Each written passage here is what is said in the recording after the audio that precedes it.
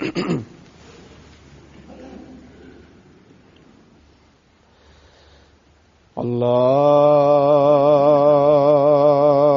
أكبر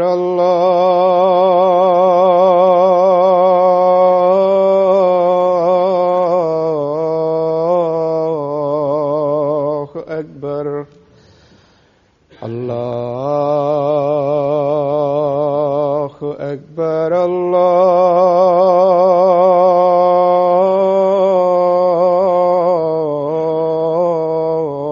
الله أكبر. أشهد أن لا إله إلا الله. أشهد أن لا إله إلا الله. أشهد أن محمدًا رسول الله.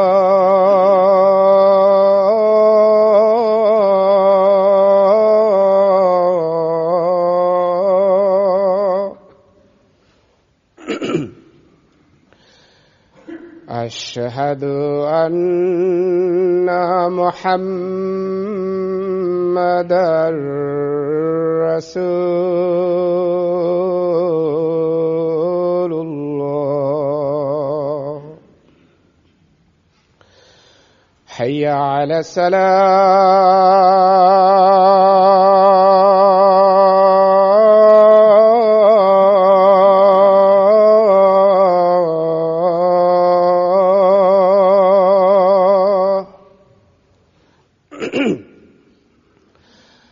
حي على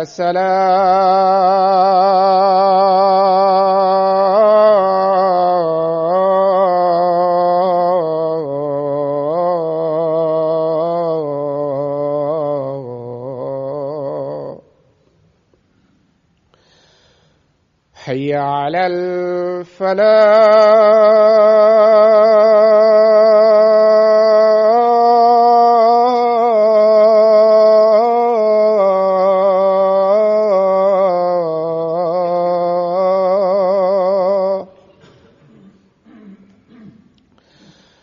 حي على الفلاح.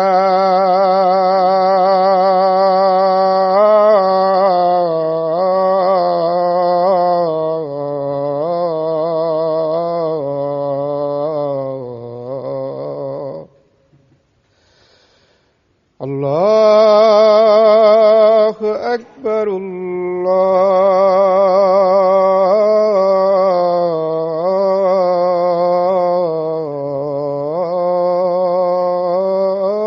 الله أكبر. لا إله إلا الله.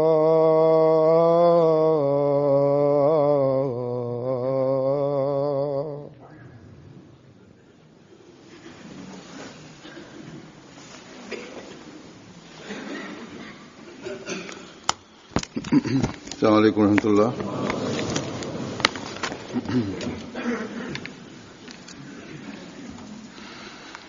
أشهد أن لا إله إلا الله وحده لا شريك له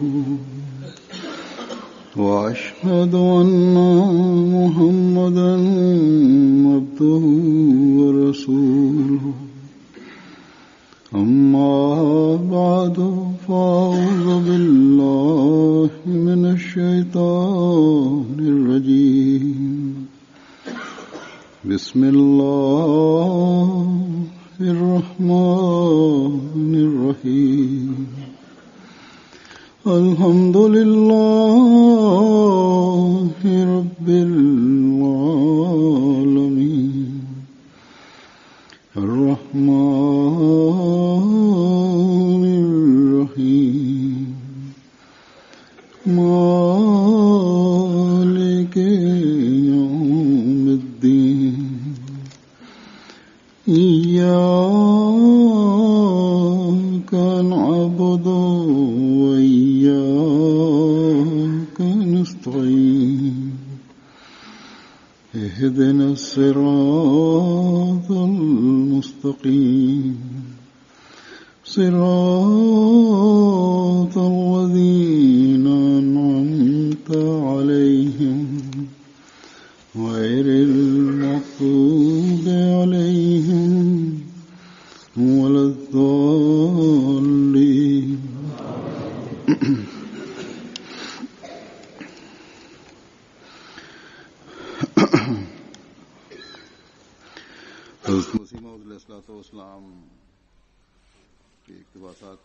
Der verheißene Messias, a.s.w.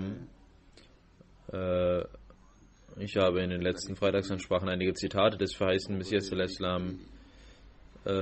Vorgetragen über die Wege der Liebe zu Allah, über die Wege der Gotteserkenntnis und was das Wesen Gottes bedeutet. Heute möchte ich weitere Zitate des verheißenen Messias a.s. vorlegen und aus diesem Schatz einiges vortragen, in welchen der verheißene Messias a.s. über die Bedeutung der Nähe Gottes und die Mittel, diese Nähe zu erlangen und die Bedeutung davon und was er von der Jamaat diesbezüglich verlangt, worin dies erklärt wurde. Der verheißene Messias a.s. erklärt, wie man Allah erlangt und dass man dafür eine Gotteserkenntnis besitzen muss und wissen muss, dass die eigentliche Rechtschaffenheit im Wesen Gottes liegt und nur von ihm erlangt werden kann, nämlich wenn man die Lehre, die Allah verlangt, befolgt. Und als Ergebnis bekommt man die Preise und Segnungen Gottes und seine Nähe. Der verheißene Messias a.s. sagt dazu: Tatsächlich kann außer Gott keiner rechtschaffen sein. Alle guten Eigenschaften und alle Rechtschaffenheiten liegen im Wesen Gottes. Je mehr ein Mensch sein eigenes Ich aufgibt und die Nähe dieses Wesens erlangt, desto mehr spiegeln sich die Eigenschaften Gottes in sein Wesen wider, in seinem Wesen wider. Das heißt, dass das Ich und das eigene Wesen keine Rechtschaffenheit besitzt, sondern dass man dieses Wesen vergehen muss, um Allahs Nähe zu erlangen, und dann kann man die Nähe Allahs bekommen. Und die Eigenschaften, die göttlichen Eigenschaften können sich dann in dem menschlichen Wesen widerspiegeln. Das ist das Ergebnis davon, dass man sich selbst aufgibt und in Gott versinkt und so die göttlichen Eigenschaften und göttlichen Farben annimmt. Und je mehr man die Farben Gottes annimmt, desto mehr bekommt man die Möglichkeit, seine Gebote zu befolgen. Dann sagt der verheißene Messias a.s. Die tatsächlichen Eigenschaften und Vorzüge des Menschen kommen nur von der Nähe Gottes, und so sollte es auch sein, denn die Schöpfung an sich ist nichts. Die Widerspiegelung der göttlichen Eigenschaften geschieht nur auf solche Herzen, die den vollkommenen Gehorsam des heiligen Koran annehmen. Das heißt, die göttlichen Eigenschaften, die erhabenen Eigenschaften können nur in ein solches Herz wiedergespiegelt werden, und nur ein solcher Mensch kann diese zeigen, der den heiligen Koran vollständig befolgt und sich ihm unterordnet. Dann sagte verheißene Messias, und aus Erfahrung kann man sagen, dass dieser spirituelle, schöne Trank der Liebe Gottes, wie ich sie erlangt habe, kann man in der heutigen Welt nicht finden.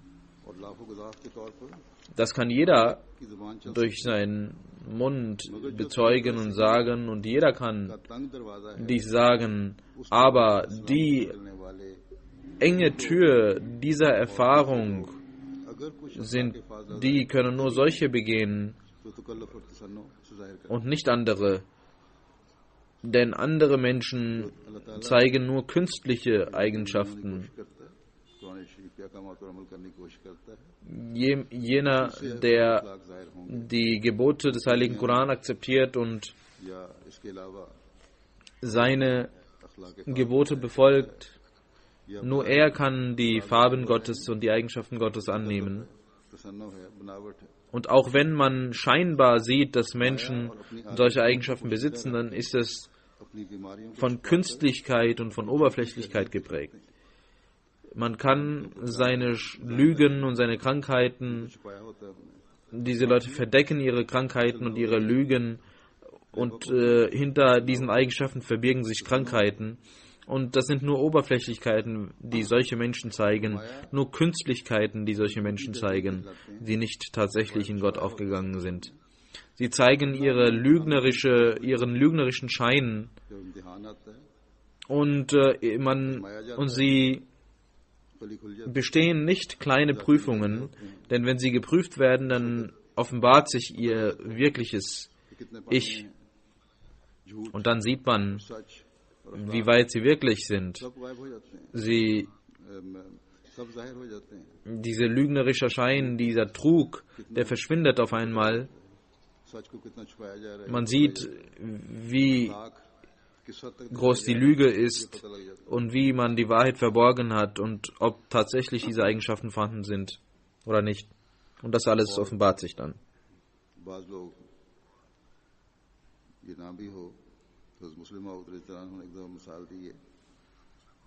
Hazrat Muslim Maud hat einmal ein Beispiel gegeben und gesagt, dass in einer Sitzung große gebildete Leute vorhanden waren und das waren scheinbar sehr zivilisierte, große Leute und in einer Sitzung beschloss man, dass man heute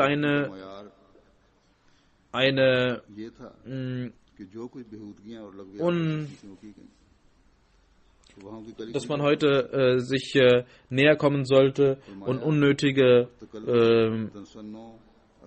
Oberflächlichkeiten beiseite legen sollte. Und das Ergebnis war, dass diese Sitzung zu einer extrem vulgären Sitzung wurde. Und das hat der Muslim auch zitiert. Sie sehen ihre weltlichen Gelüste und befolgen nur diese. Und diese Künstlichkeiten, diese scheinbar guten Eigenschaften sind ein Resultat von Künstlichkeit und Lüge.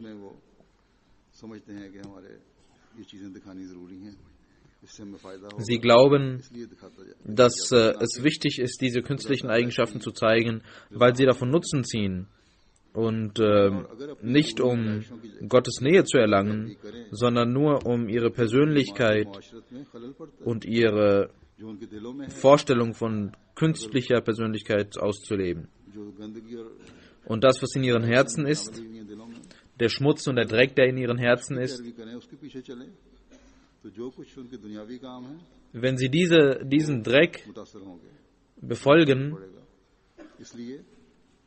den tatsächlichen, der in ihren Herzen ist, dann haben sie keinen Nutzen davon. Das heißt, ihr Ziel, wenn sie gute Eigenschaften zeigen, sind nur persönliche Ziele und egoistische Ziele und nicht göttliche Ziele oder göttliche Nähe zu erlangen, um die göttliche Nähe zu erlangen oder anderen zu dienen, sondern sich selbst darzustellen.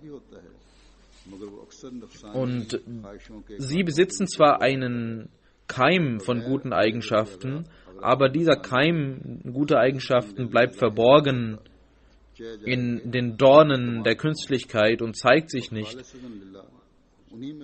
geschweige denn, dass es sich ausbreitet und es dieser gute Keim hervorkommt.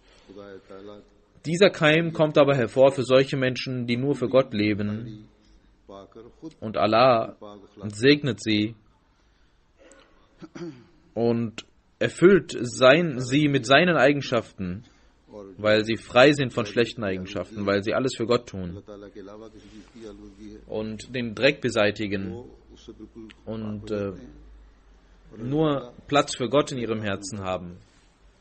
Und Allah erfüllt ihre Herzen und ihr Wesen mit seinen göttlichen Eigenschaften. Und in ihren Herzen erscheinen diese Eigenschaften so schön, wie sie in Gott erscheinen. Da diese Leute den Ich-Tod erlebt haben, sich aufgegangen sind, sind sie wie ein Mittel Gottes, durch die er seine Eigenschaften zeigt und denen er das Wasser seiner Quelle gibt, also die Quelle und das süße Wasser seiner göttlichen Eigenschaften. Danach sagt der verheißene Messias über die Nähe Gottes: Allah kann man nicht betrügen.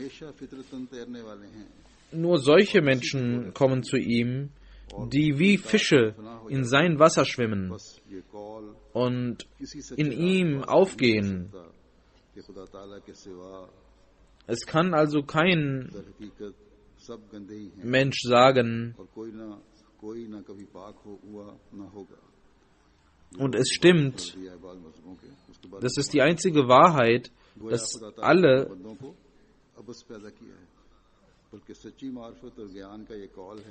andere Religionen, die behaupten, dass die Menschen von sich aus schon dreckig und schmutzig sind, ist falsch, denn Allah zeigt seine schönen Eigenschaften in den guten Menschen, in den Menschen, die ihn lieben. Diese reinigt er und das ist auch der Grund seiner Schöpfung. Aber die Quelle aller Schönheiten und die Quelle aller guten Dinge ist Allah.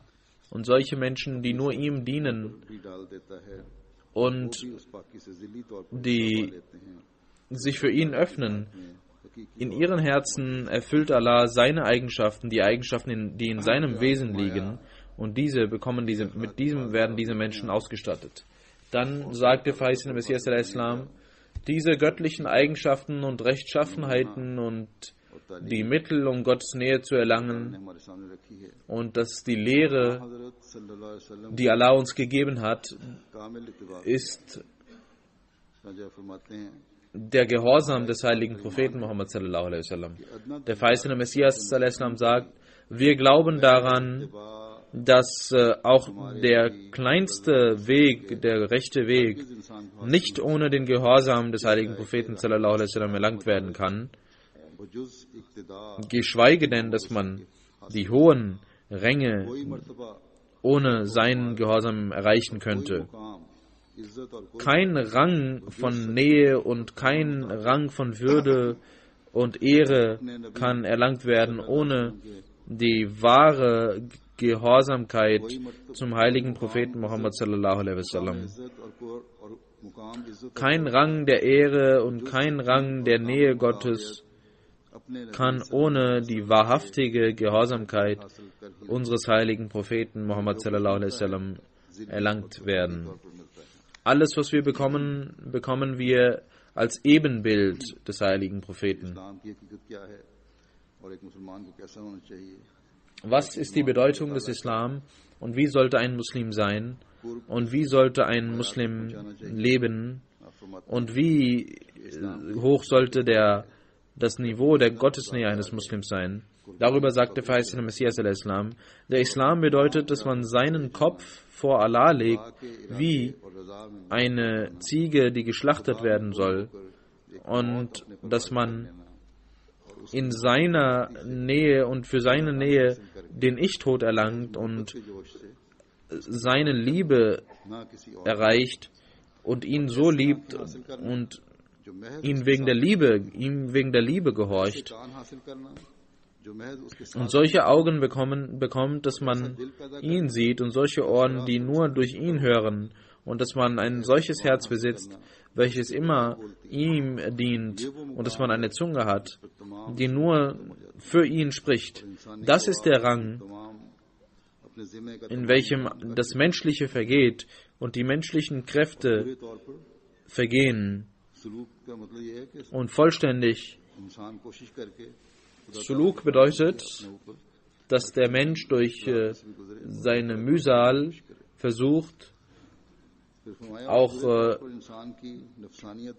Prüfungen und Schwierigkeiten auf sich zu nehmen, um Gott zu erlangen. Das ist der Weg des Ich-Tods. Dann erscheint die Gnade Gottes mit ihrem Licht und gibt ihm ein neues Leben, und er bekommt das Wort Gottes und jene verborgenen Lichter, die nicht durch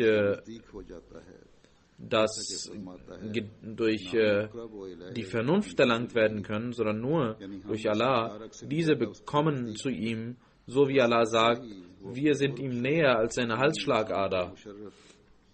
Genauso gibt er einem sein Wesen, vergehenden Wesen, einem neuen Wesen seine Nähe, und er hört seine Gebete, und er sieht, wie er in ein leuchtendes Gewand, in ein leuchtendes Gewand umhüllt ist. Und solche Menschen werfen die schmutzigen Gewänder des irdischen Lebens weg und umhängen sich mit einem lichterfüllten Gewand. Wenn sie eine solche Nähe bekommen, dann haben sie ein lichterfülltes Gewand, welches sie anziehen.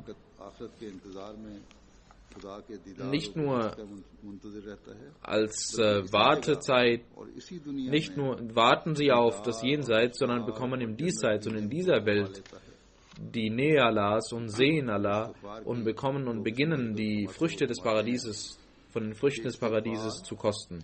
Dann sagte Faisal Masih Islam über 2 Arten von Istighfar. Istighfar ist etwas, mit welchem der Glaube verbunden ist, und es gibt 2 Arten im Heiligen Koran von Istighfar. Zum einen, sein Herz in der Liebe Allahs erfüllen zu lassen und durch die Liebe Allahs die Sünden aufzuhalten, die dann kommen, wenn man die Nähe nicht hat. Das ist die eine Bedeutung von Istighfar, dass man immerzu um Vergebung bittet, damit Allah in der Nähe ist. Und man die Liebe Allahs festigt. Dieses Istighfar ist derjenigen, die die Nähe Gottes wünschen und auch nicht für eine Sekunde es ertragen können, dass Gott nicht in ihrer Nähe ist und es als Tod empfinden. Deswegen machen sie Istighfar, damit Allah sie in ihrer Liebe festhält. Und die zweite Art von Istighfar ist jene, dass sie aus den Sünden herausgehen und ihr Herz in Gott gefangen ist und sie sich schützen vor Sünden. Das beides bedeutet Istighfar. Dann sagt der verheißene Messias darüber, dass es verschiedene Ränge gibt, um Gott zu erlangen. Und der höchste Rang ist die Nähe Allahs und die Gotteserkenntnis, die wahre Gotteserkenntnis. Deswegen sollte man sich nicht zufrieden geben damit, dass man wahre Träume gesehen hat oder dass man eine Vision gegeben hat oder eine Offenbarung bekommen hat. Offenbarungen hat auch Balaam bekommen, ein Mensch, der ein schlechter Mensch war. Deswegen sollt ihr die Nähe Gottes suchen. Und Gottes Nähe bekommt ihr nur, wenn ihr den heiligen Menschen folgt, die von Allah kommen, den Allah mit seinem Licht ausstattet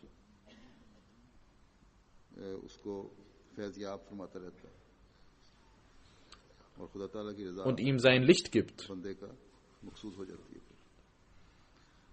फरमाते हैं Und Gottes Nähe ist dann das Ziel des Menschen. उसने फरमाया अल्लाह नूर Der verheißene Messias sagt, Gott ist das Licht. बस वो शख्स जो Denn er sagt, Allahu nuru samawati wal ard. Gott ist das Licht der Himmel und der Erde. मानंद है Jene Menschen, die dieses Nur sehen, sind wie solche Menschen, die von weitem ये वो रोशनी के फवायद से महरूम है। einen Rauch sehen, aber dieses Feuer nicht sehen. रोशनी के फवायद तो अल्लाह ताला की रज़ा में Und sie haben nicht dieses Feuer mit ihren Augen gesehen. सिर्फ फरमाया Man muss in der Nähe Gottes aufgehen, um dieses Feuer zu sehen. शरीयत की आलूदगी को जलाती है, Sie haben auch nicht diese फवायद से महरूम है और Hitze empfunden, die ihre Sünden verbrennt, इंसान के बशरी तकाज़े होने die ihre Menschlichkeit und ihre menschlichen Schwächen जिन्होंने उसको घेरा हुआ verbrennt, उस गर्मी die ihn umgeben. उस आग Diese Hitze hat er noch nicht को empfunden. जलाती है।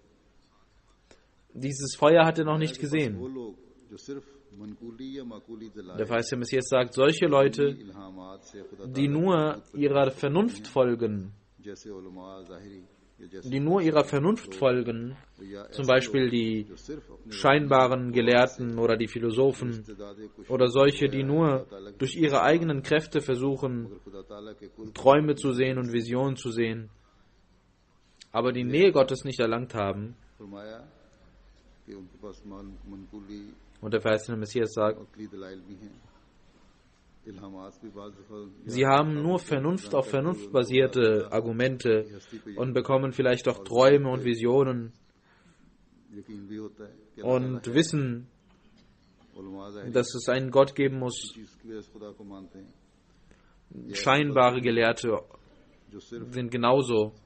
Oder solche Philosophen, die nur, की रूहानियत इस हद तक है oder solche Leute, die nur में बाज़ कशफ और रोया सालिया की eine solche Spiritualität besitzen, dass sie zwar Wahrträume und Visionen sehen मगर इस und deswegen auch an Gott glauben, aber के कुर्ब की रोशनी से बेनसीब trotz allem haben sie nicht die Nähe Gottes erlangt. Sie haben nicht dieses Licht erlangt. दूर से आग का धुआं देखता है, Sie sind wie ein Mensch, आग der von weitem nur den Rauch des Feuers gesehen hat, गौर करने aber das Feuer selbst nicht gesehen hat.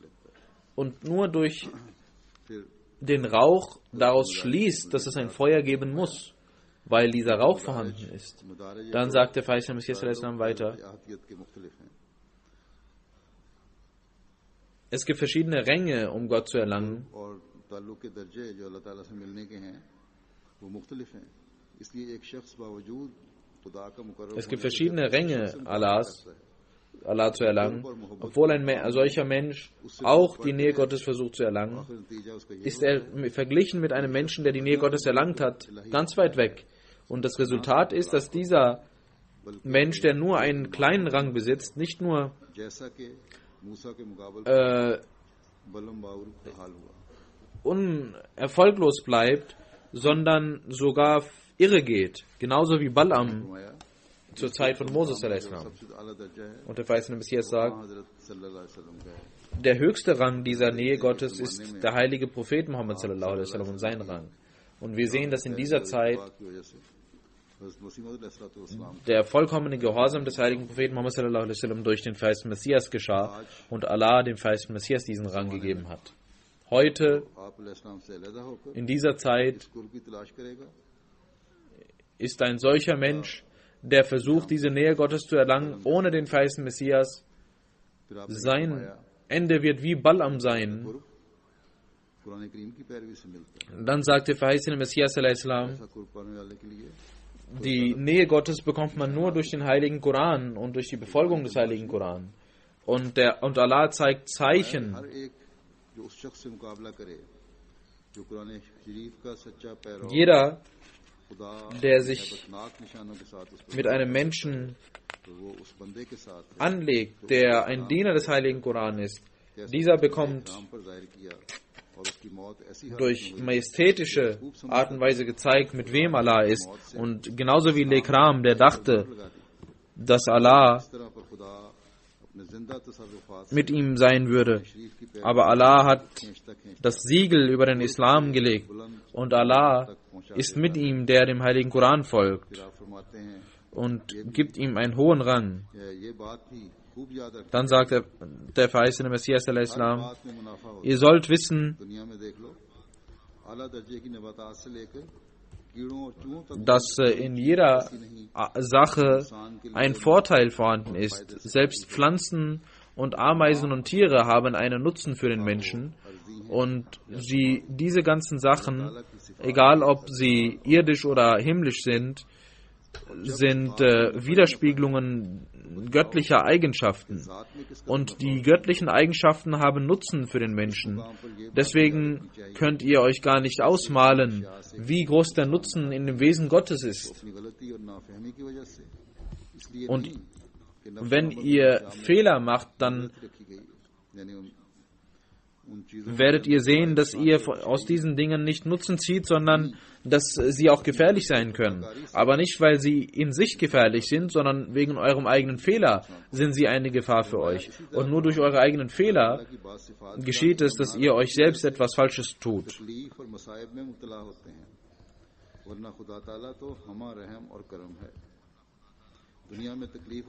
Und Allah ist gnädig. Und das ist auch der Grund, warum man in dieser Welt geprüft wird. Man wird geprüft und man versteht es nicht, warum man geprüft wird. Und da man nicht das Wissen besitzt.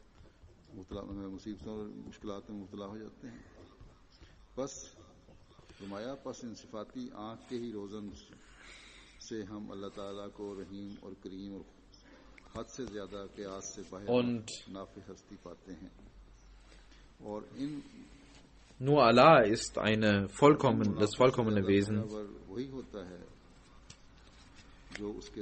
Und nur ein solcher Mensch kann aus diesem Wesen Nutzen ziehen, der in seiner Nähe ist und seine Nähe sucht. Und diesen Rang bekommen nur solche Menschen, die als Muttaqi gelten und Platz in der Nähe Gottes bekommen. Je mehr ein Muttaqi Gott näher kommt, desto mehr bekommt er das Licht der Führung Gottes, welches in ihm erscheint und in ihm ein Licht brennen lässt.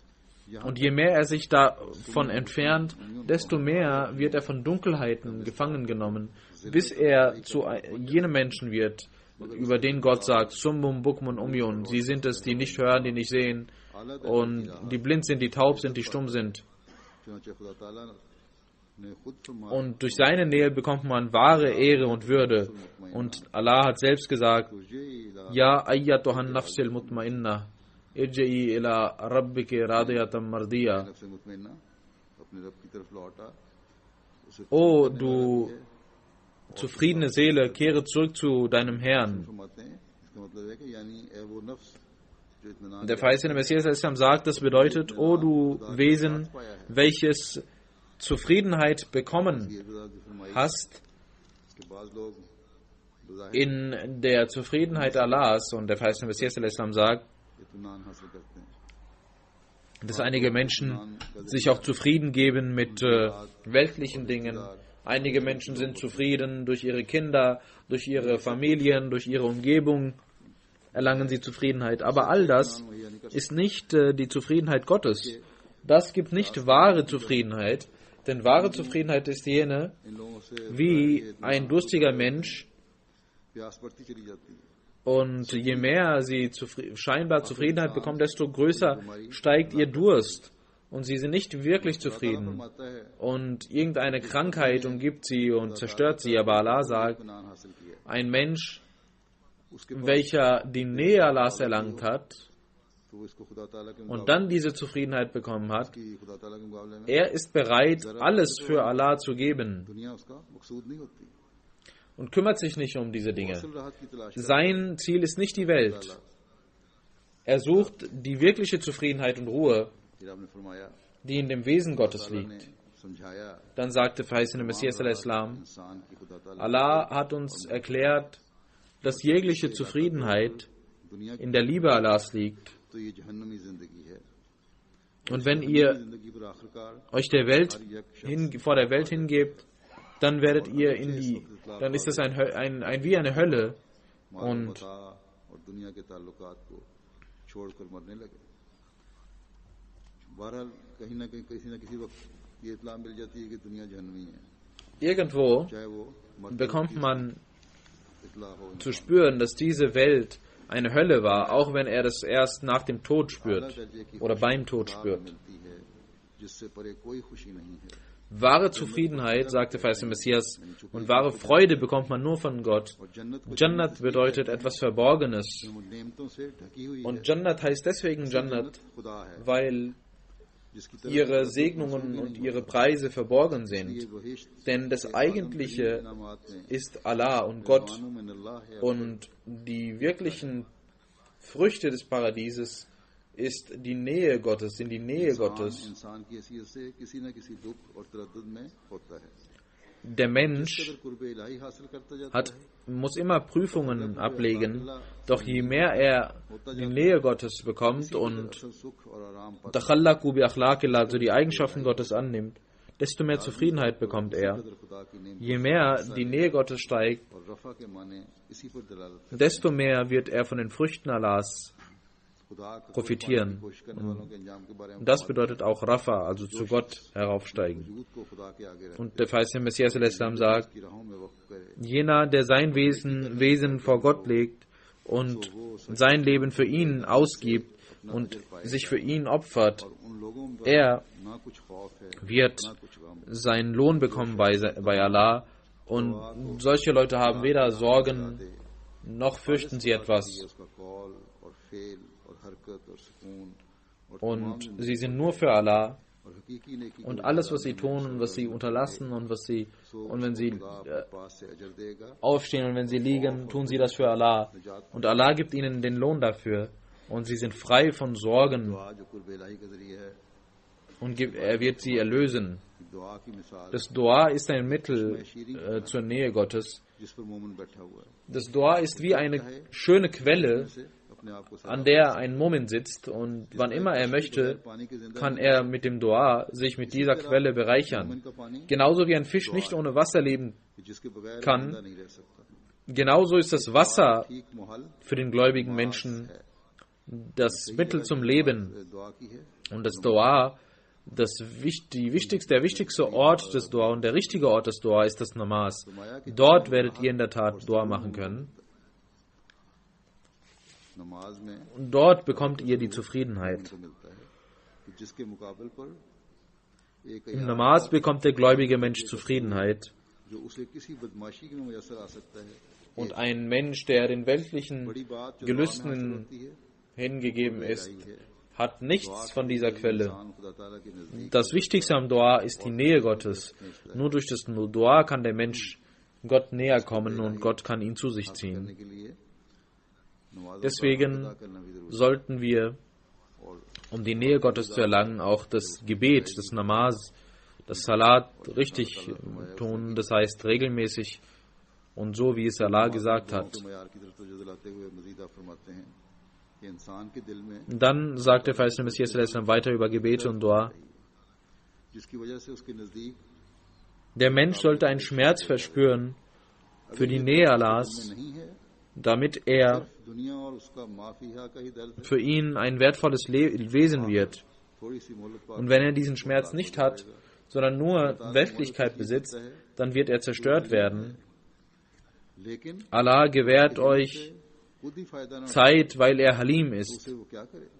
Aber wer nicht इंसान की सादत von कि वो उसके साथ कुछ न कुछ von seinem Langmut profitiert, er ist selbst daran schuld. अगर इबादत तो बजा लाता है, Das Herz ist das Zentrum der Gottesdienste. Wenn er Gottesdienste verrichtet, aber das Herz nicht Gott sucht, इसलिए दिल का dann bringen diese Gottesdienste nichts. दिल का मुकम्मल Deswegen ist die Befolgung des Herzens, der Gehorsam des Herzens wichtig. Das Herz muss vor Gott niederknien. सिवाय इसके कि इनमें रस्मी Schaut, es gibt tausende Moscheen, aber in diesen Moscheen wird nur oberflächlich gebetet. Was ist denn dort drin außer oberflächliche Gebete? Genauso geschah es. Genauso waren die Juden zur Zeit des heiligen Propheten sallallahu alaihi wasallam. Sie beteten nur oberflächlich und ihr Herz war nicht erfüllt von dem Geist des Gottesdienstes, deswegen verfluchte sie Allah. Solche Menschen, die sich nicht um die Reinigung ihres Herzens kümmern, können tausendfach beten, aber es bringt ihnen nichts, denn sie müssen ihr Herz reinigen. Und deswegen sagt Allah, Qad aflaha man zakkaha wa qad khaba man dassaha. Nur solche Menschen haben Erfolg, die ihr Herz reinigen. Und wer es nicht reinigt, sondern es in Staub vergehen lässt, also in Weltlichkeit und weltlichen Gelüsten, er wird nicht Erfolg haben, er wird erfolglos bleiben. Wir können nicht verleugnen, dass es tausende Hindernisse gibt, um zu Gott zu kommen. Und wenn es nicht diese Hindernisse geben würde, dann gäbe es heute keine Hindus und keine Christen, alle wären Muslime. Aber diese Hindernisse zu beseitigen, geschieht durch die Segnungen Allahs. Er gibt die Kraft dazu und der Mensch kann Gut und Böse unterscheiden. Deswegen bleibt am Ende nur übrig, dass der Mensch sich ihm niederwerfen muss. Und dann sagt der verheißene Messias der Islam über Tauba und Nähe Gottes. Ihr sollt wissen, die Sünde ist wie ein Gift und wer das Gift zu sich nimmt, der stirbt. Und er stirbt nicht nur, sondern er bekommt nicht die Nähe Gottes und er ist nicht wert, diese Segnung zu bekommen. Je mehr er sich in Sünden begibt, desto mehr entfernt er sich vor Gott. Und jenes Licht, welches in der Nähe Gottes vorhanden ist, und er entfernt sich davon und er geht zu Finsternissen und wird zur Zielscheibe von Sünden. Und Satan, der größte Feind, überwältigt ihn und zerstört ihn. Aber um sich davor zu schützen, hat Allah auch ein Mittel geschaffen. Wenn ein Mensch davon Nutzen zieht, dann kann er sich vor dem Verderbnis beschützen und die Nähe Gottes erlangen. Was ist dieses Mittel? Das ist wahre Tauba, wahre Kehrung zu Allah, zurückkehren zu Allah. Allah ist Tawwab. Auch er kehrt sich seine Menschen zu. Das eigentliche Wichtige ist, dass ein Mensch, der eine Sünde begibt, entfernt er sich vor Allah und Allah entfernt sich von ihm. Er entfernt sich von Allah und Allah entfernt sich von ihm. Aber wenn ein Mensch Tauba macht, sich Gott wieder zurückkehrt zu Gott und sich vor ihm niederkniet, dann gibt es eine Wallung in der Gnade Gottes und auch Gott wendet sich seine Menschen zu. Deswegen heißt Allah auch Tawwab. Auch er kehrt sich seine Menschen zu, indem er seine Reue annimmt. Reue annehmend kehrt er sich dem Menschen zu. Deswegen heißt er Tawwab, also die Reue annehmende und zum Menschen zurückkehrende. Dann sagt der verheißene Messias, deswegen sollte der Mensch versuchen, Reue zu zeigen und zu Gott zu kommen.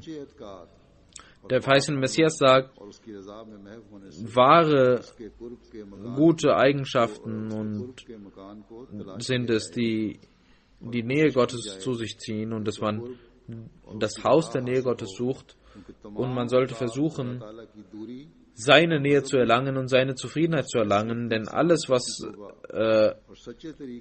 denn die Entfernung von Allah ist es, die seine Wut auf den Menschen lädt. Und wenn man die wahre Einheit Gottes akzeptiert, dann bekommt man Allah und dann stellt man ihn zufrieden. Und dann befreit man sich auch vor der Wut Allahs und vor dem Zorn Allahs. Dann sagt der verheißene Messias al-Islam, gute Werke sind eine große Segnung. Allah gefallen gute Werke und man bekommt seine Nähe. Aber genauso wie auch der letzte Schluck des Weins getrunken werden muss, um betrunken zu sein, deswegen ist es wie genauso mit den Segnungen Allahs, dass der Mensch, der bis zuletzt die Segnungen Allahs versucht aufzunehmen, nur er bekommt sie. Doch jemand, der nur auf der Hälfte des Weges zurückbleibt oder in der Mitte oder irgendwann zurückbleibt, der bekommt diese Segnung nicht. Und der verheißene Messias sagt, ich weiß, dass ein Mensch immer gereinigt wird und wie Engel wird.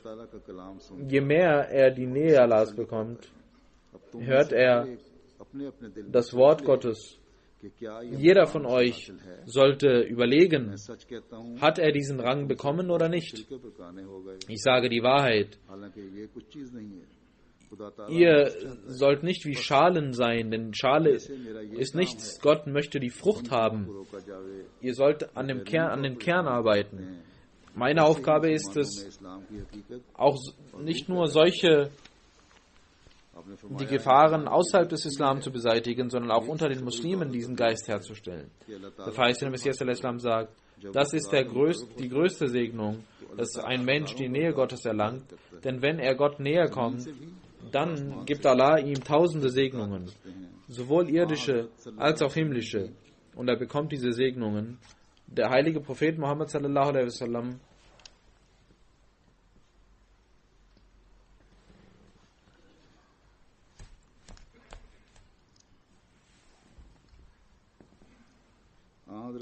की बेइज्जती करने के लिए कुरैश ने किस कदर जोर लगाया। वो एक कौम थी। Die Quraysh haben versucht, den heiligen Propheten sallallahu alaihi wasallam zu töten. Der heilige Prophet war alleine und auf der anderen Seite war ein ganzes Volk. Schaut, wer war erfolgreich und wer nicht. Der Sieg kommt von Gott.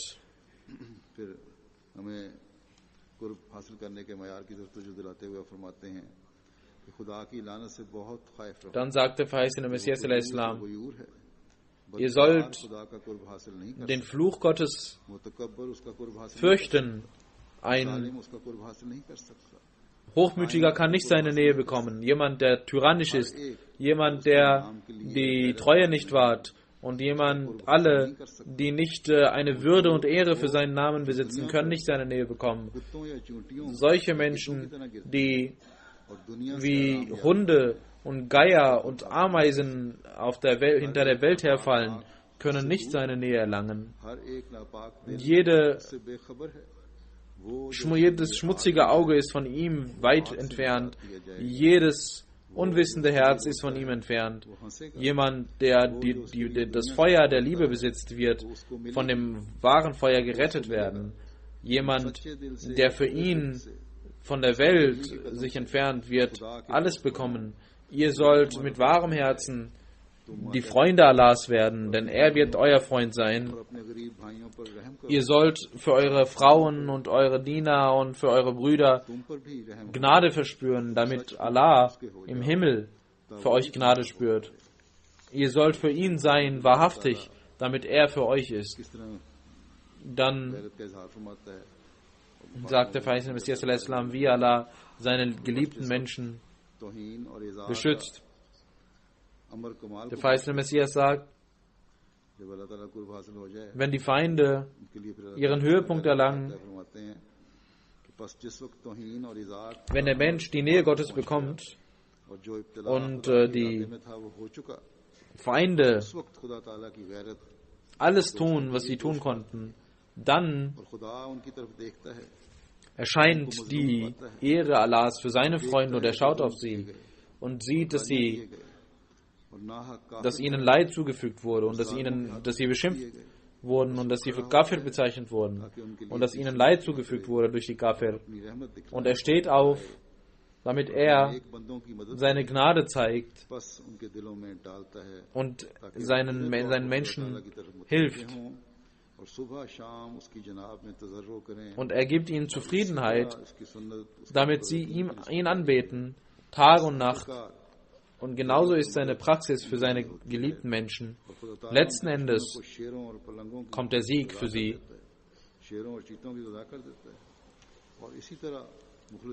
Und er lässt die Feinde vor Löwen und Tigern fallen, damit sie dort aufgefressen werden. und die geliebten Menschen werden beschützt. के साथ भी खुदा ताला का Der verheißene Messias al-Islam, और दुश्मनों को उसने जलील auch, wir haben auch gesehen, dass Allah genau dasselbe दो बार tat mit dem verheißenen Messias al-Islam und seine Feinde. कई मरतबा Immer wieder, में मुख्तलिफ nicht einmal, nicht zweimal, sondern immer wieder Niederlagen erlangten in allen Ländern. हमने देखा Die Feinde der Ahmadiyyat Niederlagen erlangten und wir haben dies selbst gesehen. नज़ारे हम देखते हैं Auch heute मैं फिर अफराद जमात को sehen wir diese तौर पर Augenblicke पाकिस्तान und के ich möchte den Mitgliedern der Jamaat und vor allem मुखालिफीन die Ahmadis in Pakistan darauf aufmerksam machen, खुदा ताला dass चलेगी और जरूर चलेगी इंशाअल्लाह ताला छोटे पैमाने में Allah sich eines Tages dieser Feinde annehmen wird und er wird sie zerstören. Und wir sehen dies schon लेकिन auf kleiner Ebene.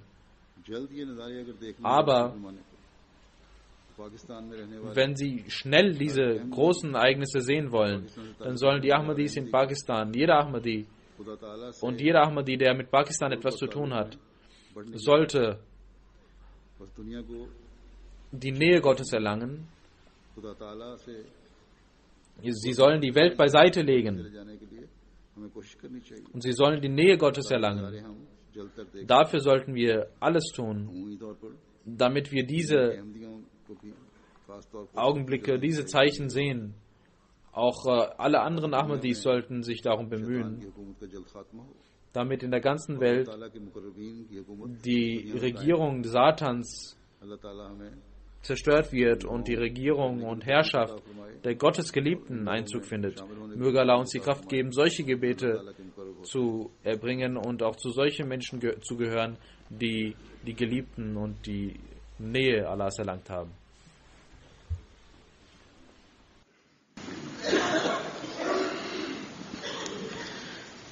الحمد لله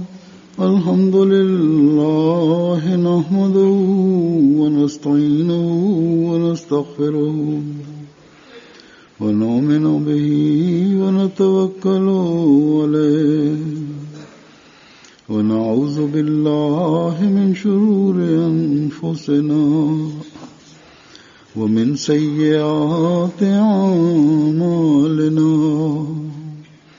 من يهده الله فلا مضل له ومن يضلل فلا هادي له ونشهد أن لا إله إلا الله ونشهد أن محمدا عبده ورسوله